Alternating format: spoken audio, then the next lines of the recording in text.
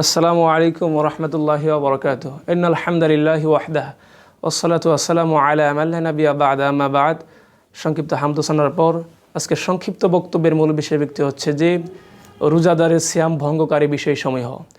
অনেকেই আমরা জানি না যে কি কি বিষয় রয়েছে যেগুলো সিয়াম ভঙ্গ করে, আমরা অনেকেই জানি না। তাদের জন্য আমি কিছু পয়েন্ট বলবো। আর এই সিয়াম কি কি কাজ করলে সিয়াম ভঙ্গ হয়। এত কষ্ট করে আপনি রোজা রাখছেন, সিয়াম পালন করছেন, কিন্তু এই সিয়ামটা যদি আল্লাহর দরবারে সামান্য কিছু কাজ করার কারণে যদি আল্লাহ রাব্বুল আলামিন কবুল না করে, তাহলে এত কষ্ট করে লাভ কি? এজন্য রমজানের আগেই আমাদের এই সম্পর্কে জানতে হবে। নাম্বার 1, সেটা হচ্ছে যে ইচ্ছাকৃতভাবে খানাপিনা করা। কোনো ব্যক্তি যদি যে জানে খানা পিনা খাওয়া দাওয়া করলে রমজানের সিয়ামটা ভঙ্গ হয়ে যায়, জানার সত্ত্বেও সে ইচ্ছা করে আস্তে আস্তে লুকিয়ে ঘরের মধ্যে দরজাটা লাগিয়ে আস্তে আস্তে পানি খাচ্ছে, যা খাবার খাওয়াচ্ছে,